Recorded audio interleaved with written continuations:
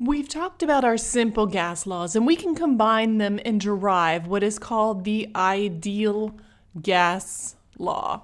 Now, we're not going to derive the ideal gas law in my classes. That's going to be beyond the scope of these classes, but I'm going to present it to you. Now, the ideal gas law is PV equals nRT. That's the pressure times the volume is equal to the number of moles of gas times R. R is the ideal gas constant. It has a value of 0.08206, and the units are liters, atmospheres over mole, Kelvin.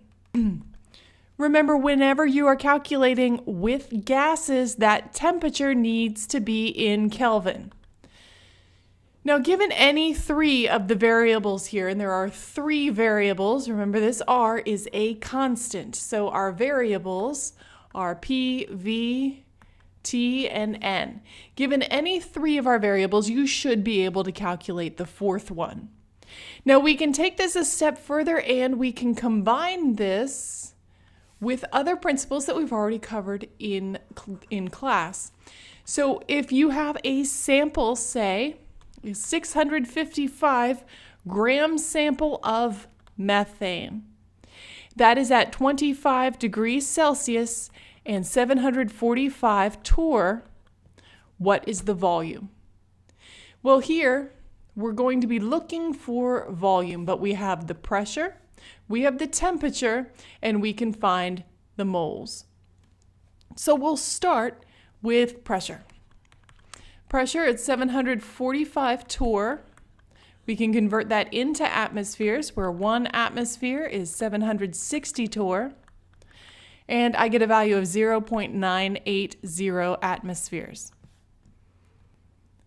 N will be calculated, N is moles, 655 grams of methane. We need the formula mass of methane. Remember, to find the formula mass of methane, you need to go to the periodic table. You look at the atomic mass of carbon, which is 12.01. The atomic mass of hydrogen, which is 1.01, but you have 4 of those. So the molar mass of methane is then 16.04 grams of methane per 1 mole of methane. And I get 40.835 moles. Now I'm going to keep these values in my calculator. I'm not going to round any of these values until the very end, but what I'm going to write down is a representation of what ends up in my calculator. Now the R, that's our constant, 0.08206 liters atmospheres, mole K. You may see this represented as 0.0821. In most cases, that's enough precision. However, 0.08206 is what we need moving forward for things like engineering courses. So that's probably where we're going to stay. The temperature is given to us in Celsius, 25 degrees. We need to add 273 to that to get 298 K. Then we can put in what we know and solve for what we don't. So now, if I get rid of these so that I can write right under this, my pressure is 0.980 atmospheres. I'm looking for volume. The moles I've calculated are 40.835.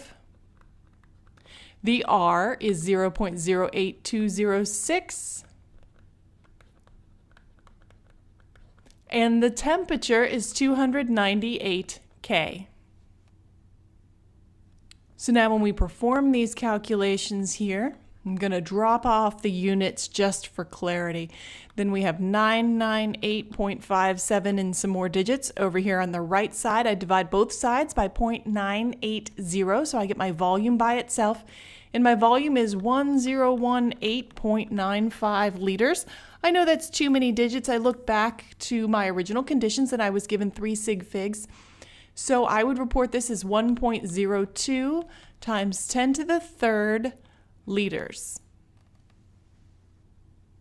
Now we can also find the molar mass of a gas by using the ideal gas law.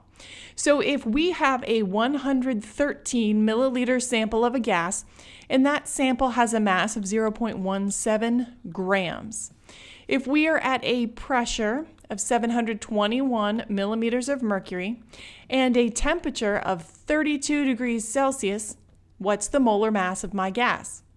Well, we're going to start by using the ideal gas law. PV equals nRT. So we have our P. We need to convert that into atmospheres, and we need to convert that into atmospheres because our R has atmospheres. So 1 atmosphere is 760 millimeters of mercury. So I get 0.94868, etc. My volume is given to me in milliliters, so I'm going to need to convert that into liters. So that's going to be 0.113 liters. So I'm going to start filling in what I have. 0.94868, 0.113, and that's going to be equal to some number of moles. I don't know those moles yet. Now I have my R value, which is my constant, 0.08206, and then my temperature. Now my temperature was given to me in Celsius. I need to convert that into Kelvin. So I add 273 and get 305 Kelvin. So now I've plugged in what I know and I can solve for what I don't.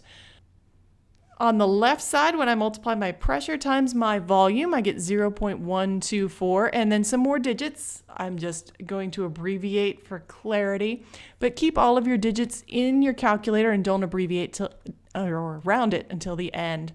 So then I'm going to divide both sides by 25.01 in order to get my N by itself, and I end up with 4.957 times 10 to the negative third moles. Now I'm going to leave that number in my calculator as well. Because the question asked for molar mass, we need to remember what molar mass is. Molar mass is grams over moles. We just calculated the moles to be 4.957 times 10 to the negative third, and there's more digits there, but you can leave them in your calculator. We were told the original sample mass, 0.171 grams. So when I divide 0.171 grams by the number of moles that I calculated, 4.957 times 10 to the negative third, I get a molar mass of this gas to be 34.5 grams per mole. We can also use the ideal gas law when we're looking at the stoichiometry of a chemical equation. So if I have a reaction that is 2 moles of liquid water decomposes into 2 moles of hydrogen gas and 1 mole of oxygen gas, how many moles of water are required in order to form 2 liters of oxygen at 305 Kelvin and 0.957 atmospheres? Well, we're going to start by using our ideal gas law. And we're going to find out how many moles of oxygen we need to make. Then we can back calculate with our stoichiometry. So we start with PV equals nRT. N is what we're looking for. The pressure is given to us in atmospheres. We don't have any conversion to do there. The volume is 2.0 liters. We don't have any conversions to do there either. N is what we're looking for. R is our constant. And T, the temperature, is already given to us in Kelvin. So that makes this extra fast. We do our multiplication and multiply and then divide both sides by this part here. So we get an N value is 7118.278. That is moles of oxygen in the sample that is collected. Now you leave this number in your calculator. So you take this 7118.278, etc. That's moles of oxygen. Now we need to start with. From our balanced chemical equation, we know that 1 mole of oxygen converts to 2 moles of liquid water, or vice versa. 2 moles of liquid water will create 1 mole of oxygen.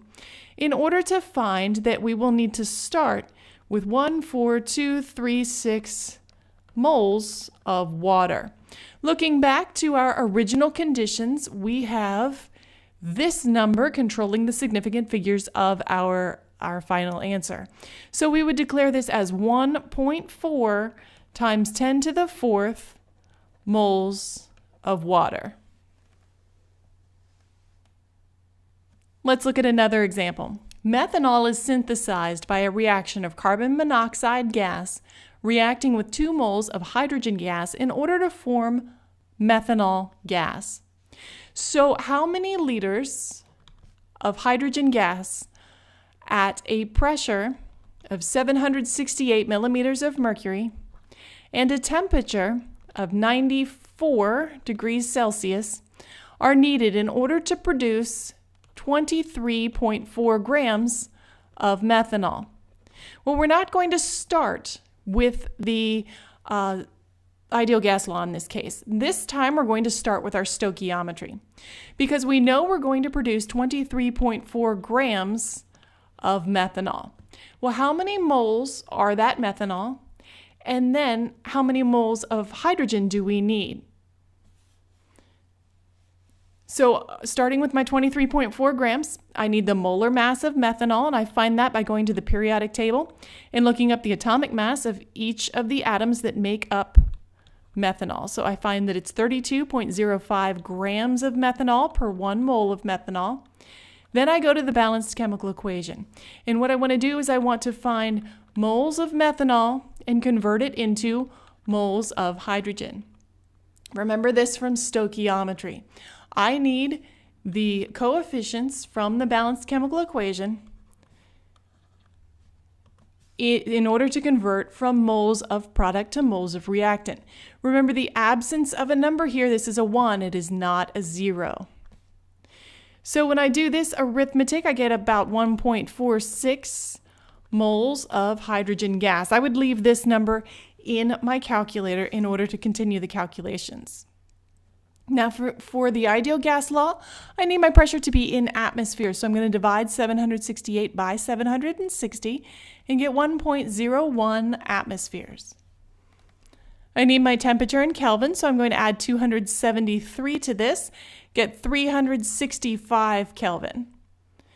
My R value is going to be the same as before, 0.08206. And then I can plug in what I know and solve for what I don't. So the pressure in atmospheres is 101. The volume is what I'm looking for. I now know the moles because I've calculated how many moles of hydrogen gas I require in order to produce the desired amount of product. My R value, that's a constant, and then my temperature in Kelvin. So I multiply everything through on the right-hand side, divide it by 1.01 in order to get a volume of 43.3 liters of hydrogen gas is needed in order to produce 23.4 grams of methanol with these conditions.